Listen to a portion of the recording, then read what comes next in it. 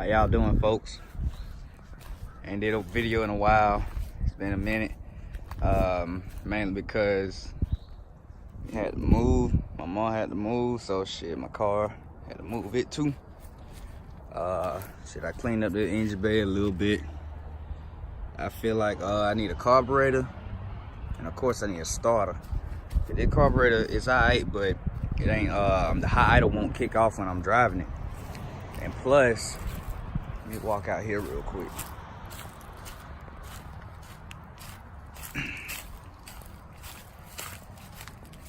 So the Turbo 350, it did have water in it. So me and my cousin, we pulled that out, and we put the old transmission that came with that V6 engine over there. We put that one in, but I'm still having the same problem now. For some reason, it will not shift into third. I'm not sure what the hell is going on with the transmission, but because I drove it down the road a few times, and it just will not shift into third. So I'm kind of stuck on that one. I don't know what the hell to do about that.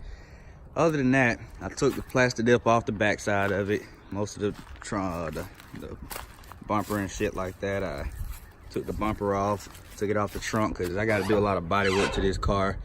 I hate that I got to do a lot of this shit, but oh well, it's a project and just got to get that done. Taking all this plastic dip off, getting all this shit sanded down. It's gonna take a little minute. Coming around here, I finally got around to starting to do this floor pan. I'm gonna try to do this floor pan this weekend. Shit, I just cut it all out. Where's that piece at? That's the big piece that was rusted all up.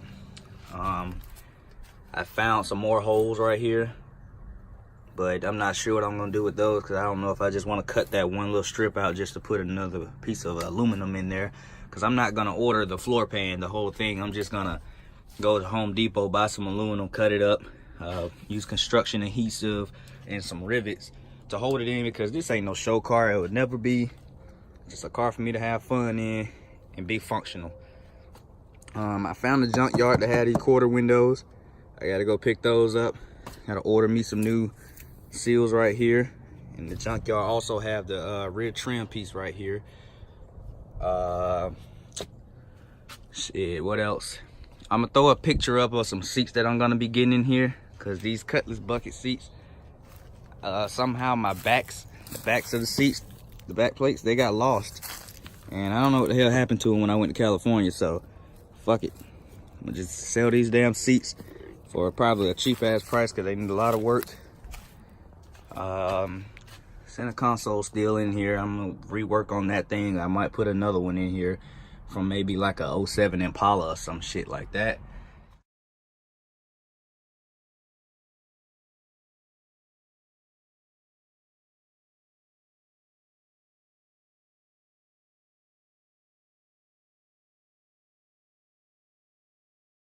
When it rained outside, up in there where the seam's supposed to seal up, fuck, you can't really see, but the seam sealer from the factory had wore out, and it let water just rain inside of there. Once the water comes down this way and drains down, it used to go down there, it just goes right into the car. And also, I know it looks like a hack job. This will all be fixed one day. It's just, I don't give a damn about it, as long as it keeps the rain out. Throttle cable, water will drain from right here, come right down to the throttle cable, and right in here, it'll drain right into the car.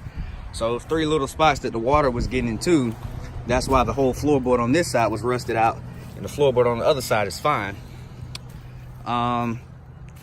Also, I got some gauges. Still ain't done with this shit yet, man. It's been a fucking long ass ride trying to do something to this car. I'm tired of it just sitting here, so it's really time to start making progress.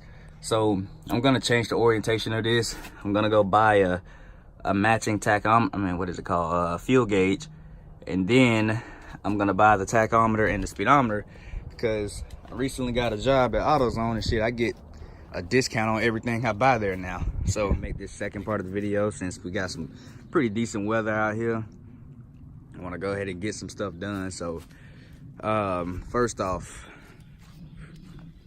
the center console. So I took some sheet metal that I was building my floor pan with, and I took a rivet tool and riveted to this, so it's pretty strong. The shifter will come through here. What I'm gonna probably do, have to go back some more because I got more room back here and right here. So if I have to cut some of these 2 pieces off right here, I'll do it and put me a shifter in. This whole thing is gonna get reworked, so I'm gonna sand it down, like get all these little scratches to be smooth. I'm gonna take like some body filler and I'm gonna smooth out these edges so it'll look like this is a part of this. So that'll be pretty cool. And then I'm gonna take this piece right here and run some bolts up through it or something where I could attach it to the bottom of the dash. And then of course make some type of brace that'll bolt down to that. And everything will be fine as far as that goes. Let me go ahead and go back in the car to the floor pan real quick, because this is what my floor pan right here used to look like. As you can see, terrible, shitty, bad, rusted. Now, this ain't the best. It's my first time ever doing this type of shit. And the other side, I don't have a welder, so I didn't do it the better way. So the way I did it was, I took a sheet of, I can't remember what this was. This is the same thing I'm putting on the center console. I'm gonna use this for my gauge panel. Go ahead and make me a gauge panel with this. This is 22 gauge mild steel. So you see how it's not that, you know, sturdy. But I'll show you in a little bit of what I did underneath it to make it more sturdy, even though no one's ever gonna sit back here. So basically the rivets that I got weren't long enough. So I got rivets in certain areas, but then I just took screws and screwed it down in the other areas because I'm not really too much caring about the appearance. I'm gonna have sound deadener and carpet over this. And underneath I'll make it look better as time goes on. I just want function. So basically I just took the steel and I molded it to the shape in the corners, and I attached these two together. It's 2 different layers. And then the shit, I just cut it out. Put some of this shit right here. It's construction adhesive. Put that on there. Then bonded it down to it, and all of that stuff you see around the outside is this all-purpose 100% silicone. Use that crap, get it on there good. And then I took and sprayed some undercoat on top of this after it dried. And let me show you how it looks underneath. Hopefully you can see. Let's see. So pretty much underneath, I have one of the steel plates. I took it and where am I pointing at? I took the steel plate and I riveted to that and construction adhesive to one of them. And then I took another steel plate and did it to the other one over there, so it'll be more sturdy. I probably should have took that one and connected it together with this one, but pretty much that's how it is. This is the finished product for right now. And yeah, it's pretty good. I stood on it before I painted it, and hell, it was strong. So that's good. All right, let's see. That's all I got for right now. All right, I'll come back at you with another video when I have another update of my seat install. All right, I'm out. Hey y'all, this Sunday I'm coming back with a video. I'm gonna just show y'all a little bit of stuff that I did with my seats. I wish I would have made the video while I was doing the seats, but I couldn't because I don't have a tripod and I can't try to do all this crap, set up a camera and all that stuff. So I ain't got no time for all that. I just gotta get it done. As you can see, the weather ain't the best, but so I took my seat tracks off of my passenger side bucket seats, and then I came over here. And I don't know if you can see, where am I? Fuck, right here. I made little brackets. Shit, you can't see nothing up in there. Well, anyways, I made little brackets to bolt to the seat because the original seat tracks were too wide to fit in here. So I made little small brackets to bring my seat tracks inward a little bit. And so basically, got a functional seat.